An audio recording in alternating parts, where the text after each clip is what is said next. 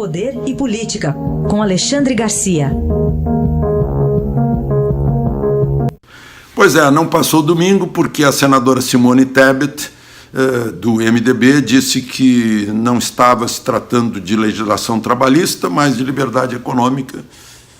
E aí Renan Calheiros acompanhou, José Serra e Antônia Anastasia Tucanos acompanharam também, um outro senador do PSD chamado Otto também acompanhou, e eles mais ou menos conduziram assim a retirada do domingo, né? Se bem que existe uma portaria recente, de junho, do secretário de Trabalho e Previdência Social, Rogério Marinho, né, listando 79 atividades que podem trabalhar fim de semana, podem trabalhar domingo. Claro, porque senão a gente sai domingo e não é atendido em restaurante, em posto de gasolina, em supermercado, em shopping, né, nos serviços em geral. Se eu sei, o bancário trabalha de segunda a sexta, né, jornalista trabalha sempre, polícia trabalha sempre, bombeiro trabalha sempre, né, mas há atividades que prestam serviço exatamente em dias em que o consumidor, a demanda aumenta, né? O sujeito vai fechar no domingo, aquela história, restaurante fechado para o almoço, né? Aí não dá. O trabalho de domingo é o que arrecada, talvez, em algumas atividades, o maior número, atividades de diversão, por exemplo, entretenimento, é o que arrecada a maior parte do faturamento que paga os seus empregados, né? Então, é um círculo virtuoso essa história de trabalhar domingo.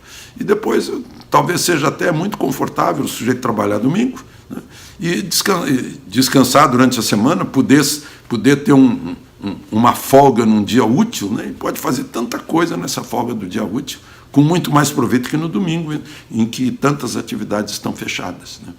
Mas, enfim, é uma questão que passou rapidamente essa lei, né? Era uma medida provisória do ministro Paulo Guedes, né? Mandada pelo presidente da República, e que tira uma bola de ferro do tornozelo de empresários, né? Alivia muito, né? Alivia muito, torna as coisas mais simples para investir, né? Para trabalhar e, sobretudo, para dar emprego, né? Isso resulta. Está todo mundo de olho, porque se não baixar essa herança do governo Dilma, né, de 12, 13 milhões de desempregados, se não baixar isso, não adianta nada, não faz sentido crescimento econômico se ele não reverter para a distribuição de renda das pessoas, e a renda é distribuída quando as pessoas trabalham e recebem os seus salários, né? Ou quando a empresa cada vez mais produz riqueza, distribui essa riqueza aos seus empregados, distribui lucro e usa essa riqueza para reinvestir e criar mais movimentação. É a máquina do capitalismo, né? Para isso, eu lembrei na palestra, tem que haver otimismo e entusiasmo em relação ao futuro, esperança em relação ao futuro, porque ninguém investe hoje para ganhar hoje, né? As pessoas investem hoje para ganhar amanhã. Tem que pensar, digamos, no ano que vem. Como é que vai ser no ano que vem a economia brasileira? Eu estou muito otimista com todas essas mudanças, né? Reforma da Previdência, a liberdade econômica, né? A reforma tributária, né? Agora, há leis também que saem de lá, né? Agora estão arrependidos, estão com medo da opinião pública, aquela história da lei do abuso da autoridade, que é uma lei feita para constranger a justiça, os juízes, o Ministério Público, a polícia. A lei foi feita para constranger os agentes da lei e da justiça, né? Então, estão tão arrependidos os senadores que fizeram uma lista imensa de assinaturas, uma espécie de manifesto, foram entregar para o ministro Sérgio Moro, dizendo para ele: olha, o governo pode vetar, que a gente segura o veto, que a gente não derruba o veto lá no Senado. Porque como surgiu no Senado, né, e recebeu toda essa contribuição de Renan Calheiros, e aí inchou como modo de constranger a justiça, a lei, a polícia, as autoridades em geral que pegam corruptos, né?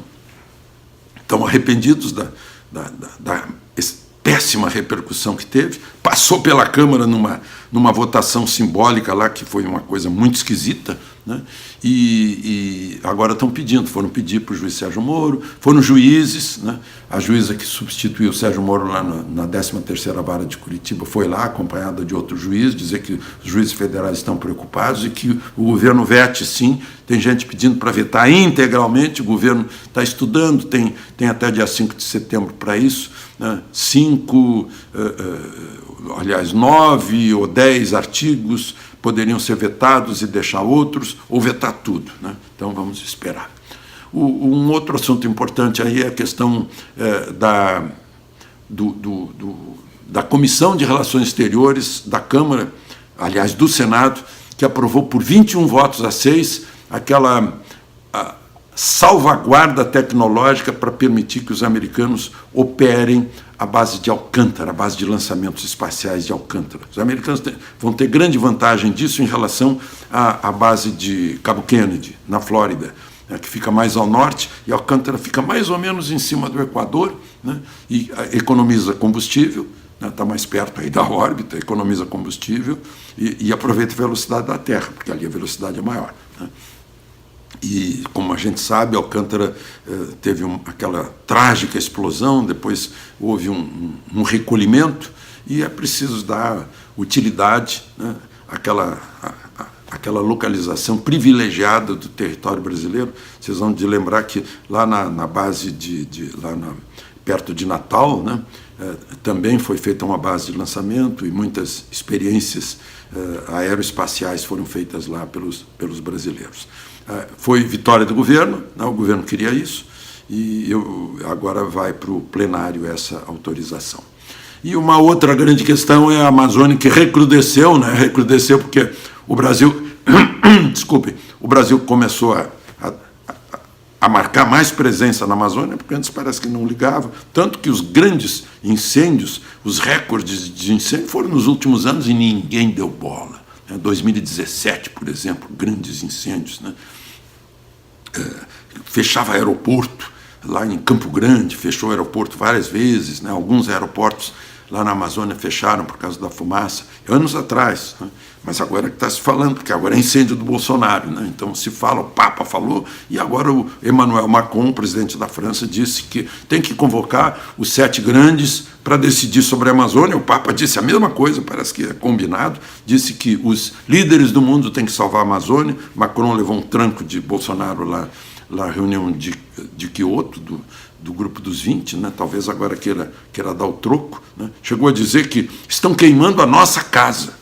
Pensei que a casa dele fosse lá na França. Não, ele já está morando na Amazônia, né?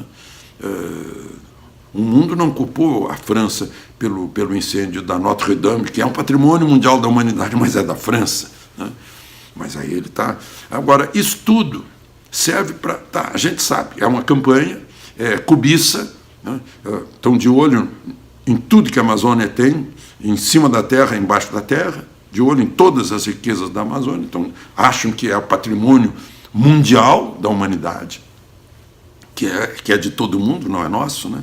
Aí vem com essa conversa que já é ultrapassada, de que é o pulmão do mundo, e não é. Já se descobriu que o pulmão do mundo mesmo são algas, inclusive nem todas de cor verde, né? Se fosse verdade aí que só floresta é pulmão do mundo, a gente lá no meio do Saara ia morrer sem oxigênio, né? Mas enfim.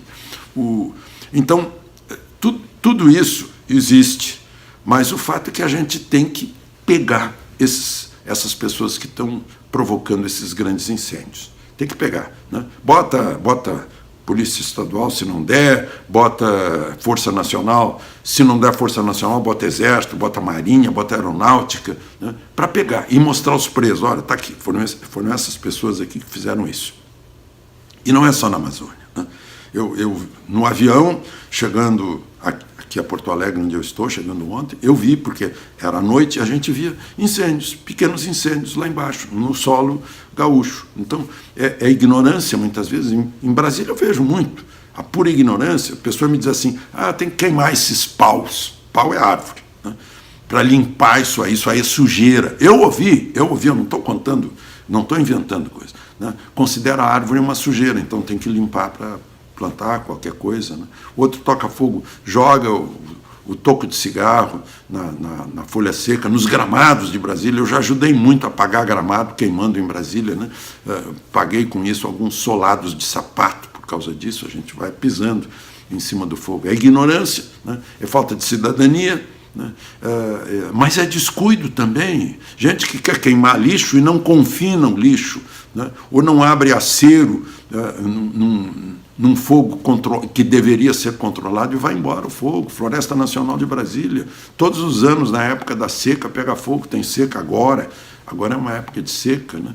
E pega fogo, não é pega fogo. Não, essa história de fogo espontâneo, só se tiver um óculos perdido lá, concentrar a luz do sol num pontinho, né? Eu não acredito nessa história de fogo espontâneo. Alguém que acendeu lá, que fez o fogo.